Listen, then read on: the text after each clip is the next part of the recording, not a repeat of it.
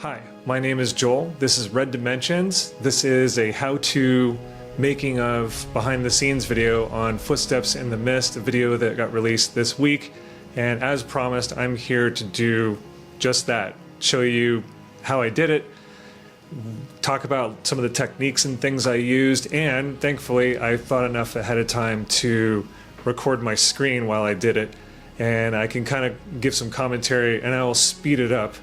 So that we don't get stuck watching 5 hours of me, plucking away on the keyboard and the Wacom tablet and doing that stuff. So I did get a new microphone, and I hope I sound better. And let's get into it. I have my daughter Morgan with me on this trip. She came up to the top of Mount Tamalpais with me and was pulling gear up the trail with me, and here she is, no hiking shoes, just hiking up to the top of Mount Tamalpais. It was really foggy up there by the time we got to the top and super windy, so by the time we put the camera down on this spot, which we found, we thought looked really cool, I was having a really hard time keeping the camera steady, so I wanted to do about 2 minutes. Now that we've got our 2 minutes of footage, it's time to come up with ideas for what we put into that footage, what type of characters. So I like to use Leonardo AI to, I go into it with an idea of what I want to do, but I'll use this tool to figure out different characters and ideas, kind of a blue sky phase. This one totally jumped out at me. I thought this would be a cool character, and she needed a buddy like I had. So I thought it'd be really cool to think about different pack mules, like a robotic pack mule that might accompany her up the trail and load, have her gear on it. So what I'm doing here is just kind of generating parts. All this really is using something like AI is great for generating kit bash parts. So you could get a base or something to build on. Here we go, Photoshop.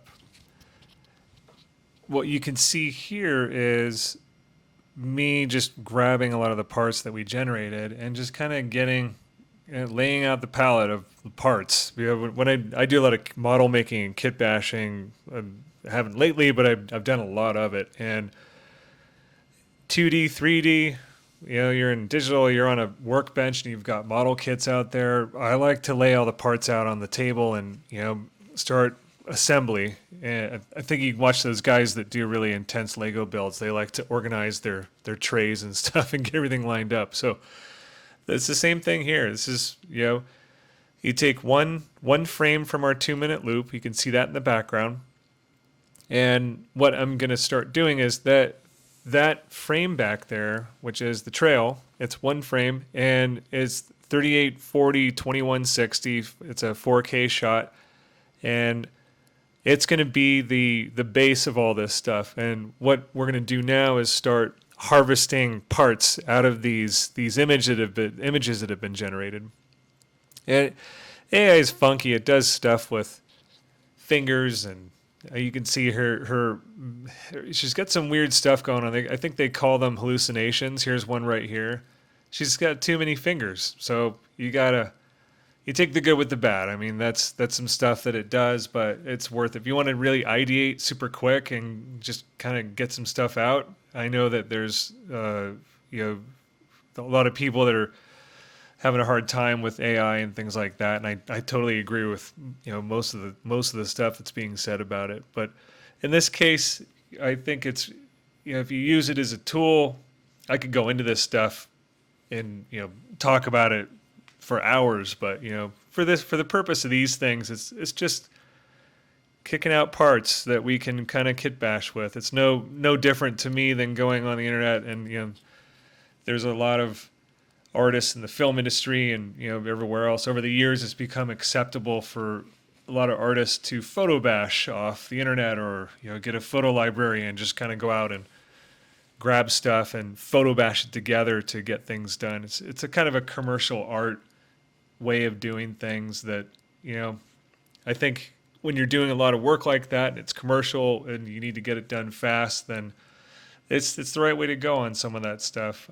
I personally like drawing. I like the process of drawing. I still have markers on my desk. I still use pens and pencils whenever I can. But for the purpose of this and trying to, I think, get something that's matches the photo or the footage I took, it's the perfect thing to use. So it's great. And then you still have to paint on it. You still have to fix those fingers. You still have to cut things out. You can see me here. We've lassoed her out and done a lot of edge erasing, getting the flashing off the image so that she can fit in here.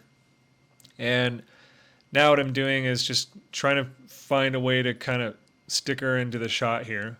I think I don't know what it is, but I feel that being there on this trail and seeing my daughter hike up the trail, I kind of was thinking of ways of, oh, how would I insert a character into this shot? So I kind of went into this thinking ahead of time. I knew the scale of the trail in perspective to a character being there, and I just kind of went with that. And I think I kind of had an idea of where I might kind of place these things in here. Even when I generated this robot over here, I was kind of trying to get its foot kind of up on the side of the trail there a little bit. It's going to put him in the background.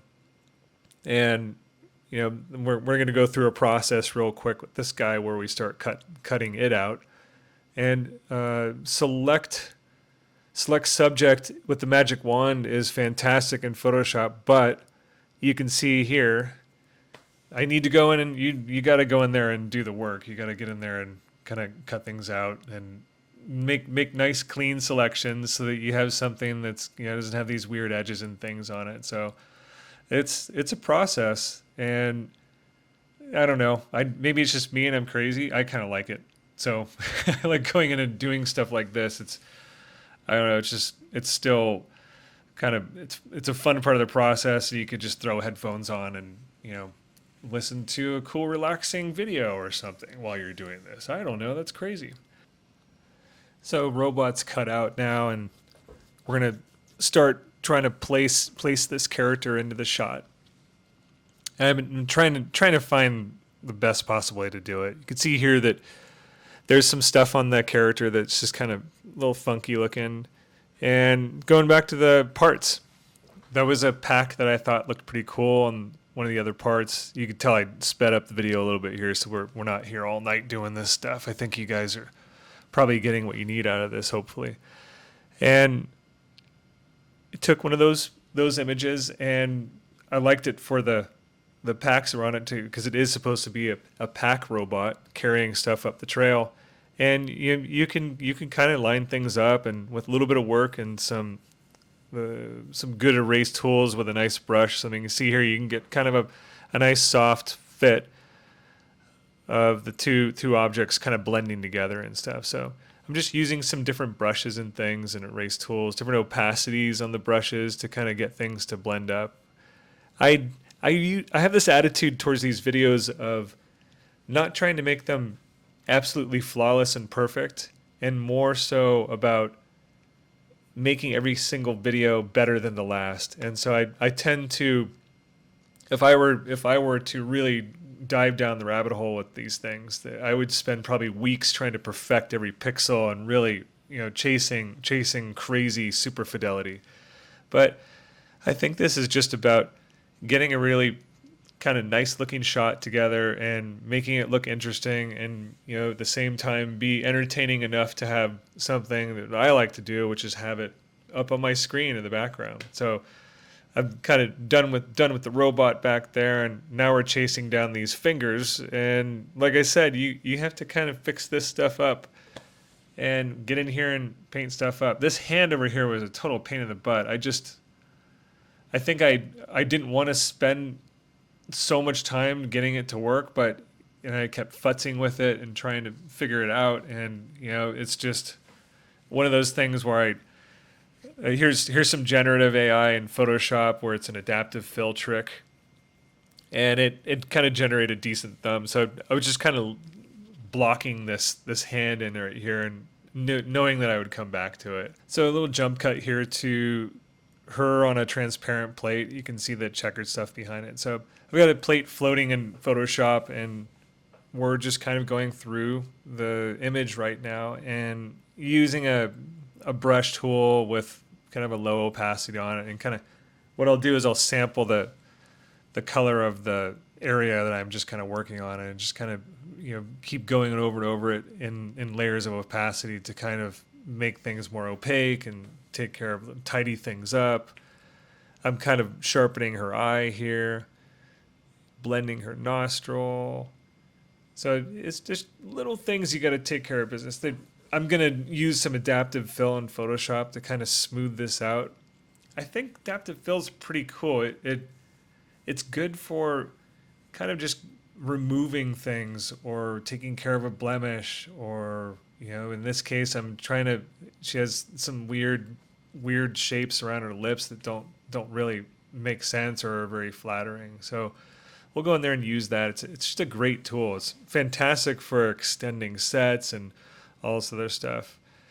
Something I didn't show a minute ago is I've also used a tool called Harmonize in Photoshop to kind of blend her more into the frame. And it's not obvious here because she's on a transparent background, but what you do is you take this character like this on one layer, and then you have the background that you want to blend her to underneath, and you go into Harmonize under the filter tools. And I think it's called I can't remember the name of it right now off the top of my head, but what you can find under the filter tools, it's something in there. It's a neurofilter. That's what it's called. So you can use that, and it's great for setting the character into the shot. You can sample the layer below and hit Harmonize, and it'll kind of take the sample from the layer below and try to match color to that. I'm just trying to, I went and looked up just a phrase on Translate, and I was looking for like a cool wordage that would be, kind of in Japanese glyphs or Japanese writing. And I think it's overlander, but I'm confident that won't translate properly. It's just goofy stuff. But what I'm trying to do now is just get a little bit of graphic design and branding into the character. And the reason I'll talk about it in a minute, but the reason I'm doing this is because I'm going to run it through another process where it's going to do a generative upres and use those elements to make cool shapes and glyphs and stuff. So back to the hand.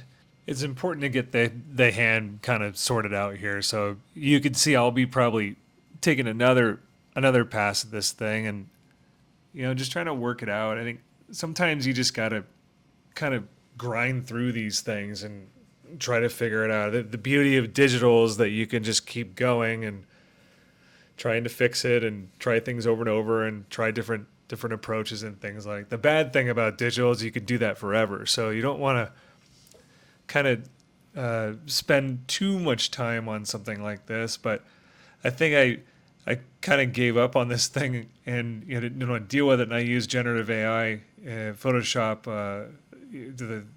I typed in hand and tried to get it to generate something decent to get back to, and it sort of worked. I think I make a few more moves with this thing later that until I'm kind of feeling decent with it. But I think what I'm doing is drawing way too much attention to this thing, and if you look at it in the final piece, it's like it's okay. It could have been a lot better, but it works out. I mean, you're not gonna. It's not a piece of entertainment. It's all about this one part of it. It's just kind of a part of it, and a complementary piece, and it just needs to play its role. And so I think we get it to a good spot, and then move back to.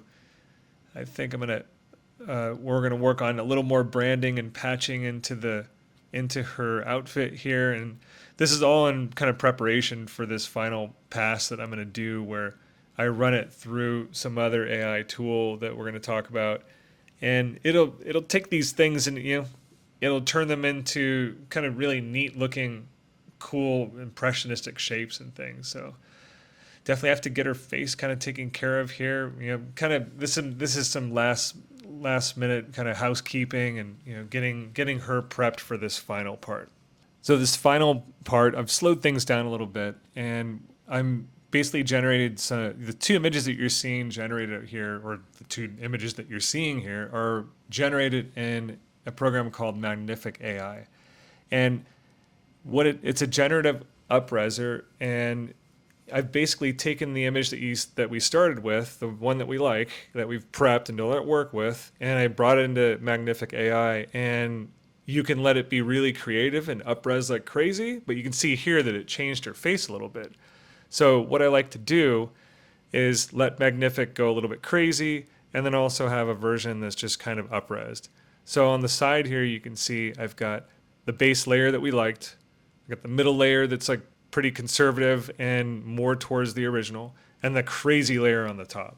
And with the crazy layer on the top, what I love about that is you can kind of just go through, like you can see here, where just removing the stuff that we don't like. It's all about what we're taking out and leaving behind here to kind of get back to the things that we liked about the character in the first place, and just removing some of this excess stuff. So I'm just going through the shot the character with a feathered brush tool. But look what it did to the writing and just the random little scribble glyphs that we put in here. It actually interpreted them into branding or a patch or things like that, and it does a great job. Even I think it did an okay job with the hand, but we'll go back to the hand. I think we're at a point with the hand where things are looking pretty acceptable at this point. It looks like it blends in pretty good.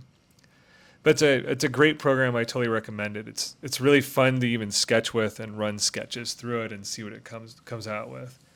So still, you're just trying to find a balance between the layers, and I think we're looking pretty good. So I think what I'll do now is we've got this plate that I've got prepped is the one that's going to go into After Effects, and we're going to start animating the shot.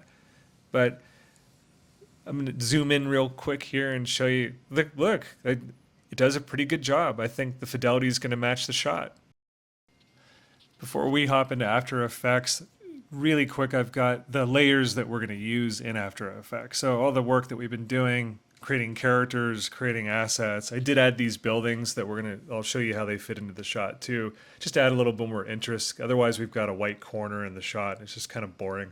So I thought it'd be interesting. And we've got the layer up on the left-hand side. That's our working layer. I've got kind of all the elements stored there, and I can pull them out, or if I make a mistake along the way, I can kind of go back to that and kind of pull it from there. I do all the shots kind of at this ratio, and they're kind of scaled into the frame, so that when I do bring them into After Effects, it's really easy. I don't have to be positioning them around and footing them around. They just kind of plug in, and it makes it a lot easier if you do it that way. I also, down below, you can see two alpha channels that I built out from both the photograph, and then had a little bit of a feathered edge too, because of the trees and the bushes that are in the shot are doing a lot of movement, and I wanted to make sure that was nice and feathered if I have an element in the midground that's moving behind it, which we'll show you in a second. This is After Effects, and I've kind of skipped ahead quite a bit on this stuff. So what we have here is a lot of layers in After Effects. They've included the base layers, what we had in Photoshop. You can see a alpha channel at work right now. I'm kind of loading it in and getting it set up. And I'm also using, there's a layer, believe it or not, there's a layer of rain out in the distance. I think in the final version of the video, it didn't really show up that much. Sometimes that happens. You can also see a cloud layer that I had in the background out there as well, behind the buildings, to kind of add some dimension to everything. I ran into a problem with those clouds in the final render that I spotted at the last minute, and they were just kind of doing some weird buggy stuff with compression, and they looked weird. So I ended up pulling them out because it was a subtle detail anyway. Something I really like about After Effects is that the layering system is pretty straightforward and logical. So if we want to have rain in the foreground in front of the character, you just put the rain above the character below it, and everything else. So the rain is kind of, the foreground rain is just up above on top of everything else. You put it all beneath. Now we're adding some birds into the midground, kind of between the idea here was to get some sense of scale in between the buildings way out in the background there and the foreground of the trail and the bushes in there. And it's important to get the birds kind of going behind the bushes, so that those alpha channels that we built out earlier are coming in really, really handy. The birds are done with a chroma key feature that's in After Effects, and that's basic green screen stuff. So I was able to get my hands on these animations of birds, or recordings of them, and you use the chroma key green screen and you just lay it in, and it deletes all of the green, so they look like they're in the shot.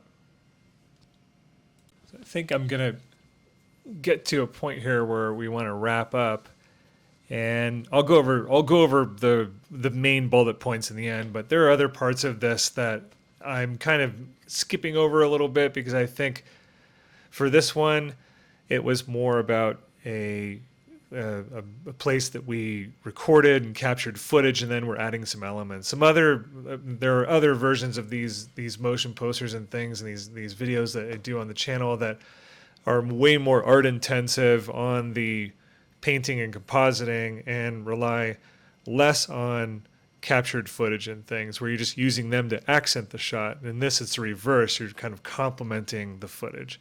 This last part that I'm doing here that will show is the footage that we had was actually there was sunlight kind of coming through the fog, so I had to deal with this thing where the shot was getting sunlight, in the few minutes that we had, or the minute 30 that we ended up with, that we're adding all these elements, the birds, the rain, the fog, and the all these things going on. I had to do a trick with the characters where I kind of rotoscoped the brightness of the sunlight in the scene and matched the characters to it. So you can see I added a brightness contrast onto the characters, and then I'm kind of just adding keyframes and kind of scrubbing through the shot and looking for the parts in the scene where the sunlight comes in. You can actually see the difference, and you don't notice it when it's all done. But if I hadn't done this, the characters would have, kind of gradually looked kind of oddly out of place and not seated in the shot. And here's the final video. From this point, after we've got the minute out of After Effects, or minute 30, I'll take it into Premiere, and I will start a process of looping that minute 30 or two. Hopefully I've got 2 minutes, but you start building it into chunks, and then if I have enough solid blending sequences, then you kind of look after it, because if you make a mistake, there could be a pop or something in it. So that always stresses me out, and I pay special attention to that stuff, just to make sure that if I'm doing a 2-hour long video and I want it to be kind of seamless all the way through, I pay close attention to doing chunks. I'll start with a 2 minute, a 5 minute, and then a 15 minute, and from there you can kind of just copy in, either however many chunks you've got. If you copied in quarters or whatever, that's great. So once you've got the video out of Premiere, I'll render out about an hour 20, and then I'll go into, kind of looking at the piece, I'll go into a royalty-free subscription that I have with a company, and I'll get music there, and I kind of just troll around, and you look at the video and you kind of think what music might suit it, if it's like an optimistic scene, or if it's kind of a adventurous scene like this, but it's still a little bit moody. I'll kind of look for about 30 or 40 minutes worth of different songs that I'll blend together in a program called Audio Director. My audio skills aren't really that advanced at this point. I'm still learning a lot, and so at this point I use Audio Director, I think it's called Audio Director 365, just to kind of do mixes, and I blend the songs together, and then it enables me to put different ambient sounds and white noise, brown noise, all the different types of things that work with relaxation and things like that. You can put it behind the music. almost the equivalent of how the reason I think I still love to listen to records, because they had that noise from the vinyl and the needle behind the music. There's just something really kind of tactile or texturized about that I love. So audio director, after I get that all done, I mix it all together, and then you've got a video. You know, that's where these things are at. And I'm still evolving the process as I go. This video in particular is more on the captured side of things, where we're kind of blending stuff into the shot. And there's others that I do that are it's more art based, and you're using video elements to complement the shot. So it kind of goes back and forth. And I've done some other stuff where it's just purely some footage that I got. The Golden Gate Bridge was just basically, you know, there's not much you can add to that. There's stuff like that where you can photograph that are just so perfect on their own that they don't need anything. You know, just film it as best you can. And in that case, I'll talk about another program that I like to use for things like that. I'll go over the programs I use really fast to kind of wrap up here. I use Audio Director, which I just described, or I just told you guys about, for my audio stuff. I do use Pro Tools, but I'm not great with it. That's a lot to learn on that one, but that Pro Tools is great for recording things and then using and mixing it afterwards. Obviously use Photoshop. I'm using After Effects, Premiere for that upscaling or up-resing for the Golden Gate Bridge shot that I did in the channel. I use Topaz Video AI, and that is fantastic for taking grain out of shots or trying to up-res something that's a little fuzzy. It does a fantastic job with that stuff. I mean, it's almost magical the way it can do that.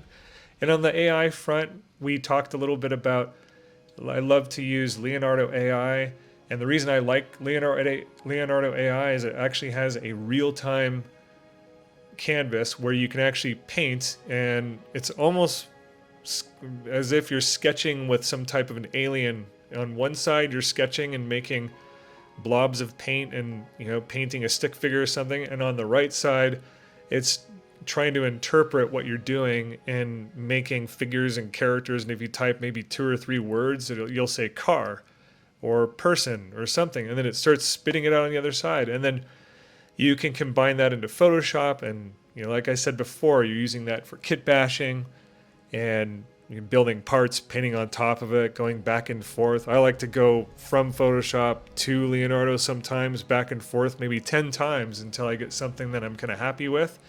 And then you saw at the last, kind of the polish move or the finishing move I like to do with elements or art pieces is bringing it into Magnific AI, which I think is an extraordinary piece of software. And it's just, it really blows me away how you can, you know, it just pulls detail out of things that I wouldn't even have thought of, and it just gives you even more places to go with the fidelity of things. But what it really helps with here is it can really help make these assets kind of blend into a shot or have a little bit of, you know, style to them. Or, you know, I usually like to keep things a little bit more on the photographic side as much as possible, so that it just kind of works all together, because I do tend to use a lot of recorded assets and real things that I go out with my camera and get. So that's just kind of my style now. Maybe I'll mess around with some other stuff later on. Anyway, we'll wrap it up.